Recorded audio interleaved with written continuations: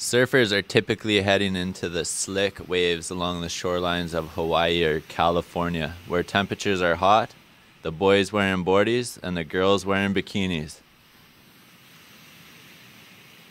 This isn't your stereotypical surf destination.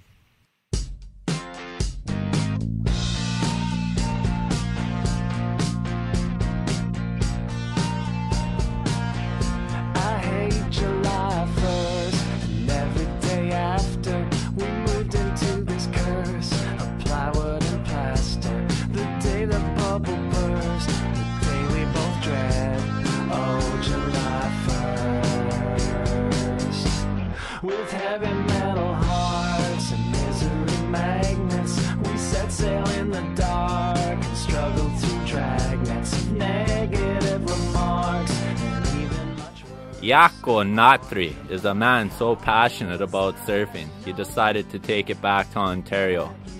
He shares this love in the most unlikely part of the world, the northern coast of Lake Superior.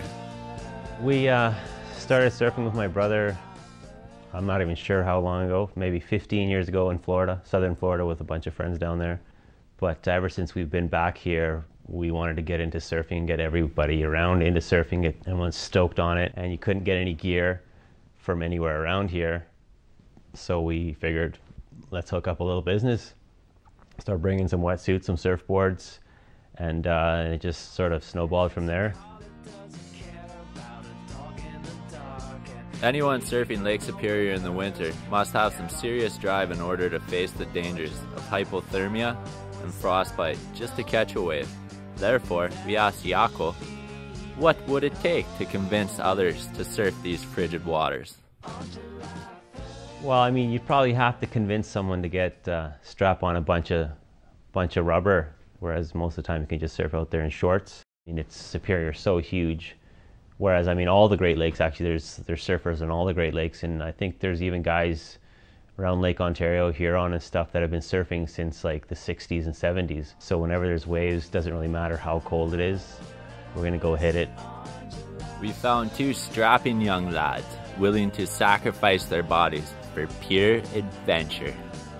I work at Dingwalls, I'm a welder. I fabricate and make huge equipment for a living. I'm a country kid all my life.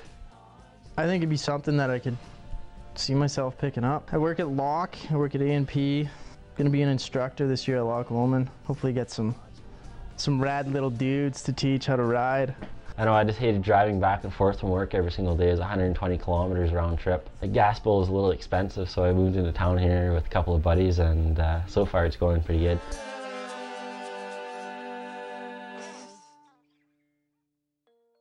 The date was set and a dawn patrol was necessary in order to make it approximately 200 kilometers east to Terrace Bay.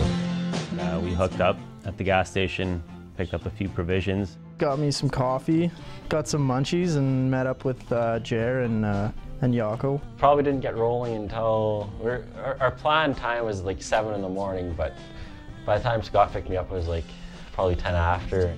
After a little misinterpretation, the boys were on the road to Terrace Bay. Everyone was super stoked on surfing in the sub-zero temperatures.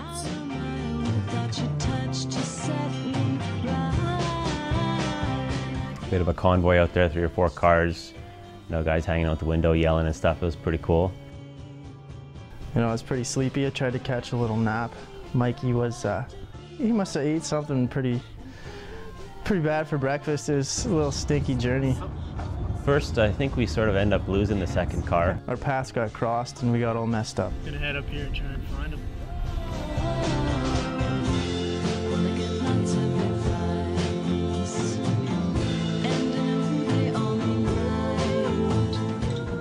Before Mike and Wayne were completely coherent, they found the crew and were in the midst of searching for their first spot. We got to Terrace Bay, and then there's these 3 spots that we're supposed to be checking out to surf. We turned on this road and was kind of winded back and forth a little bit, and we got down there, and there's just a big lookout, and it dropped straight down to the beach, and the waves were coming in. It was like, oh, nice, and this nice little barrel's coming in. Well, to me, the waves were looking pretty good at all 3 spots, like just as equal, you know, but they've been doing it for years, so I guess they wanted to make sure they had the fine-tuned waves. But you're looking for the wave to actually be peeling along, like either left or right, or maybe off a point, rather than closing out all at once. I mean, ideally you want it, to be peeling for a long time in one direction, so I mean that gives you a longer ride.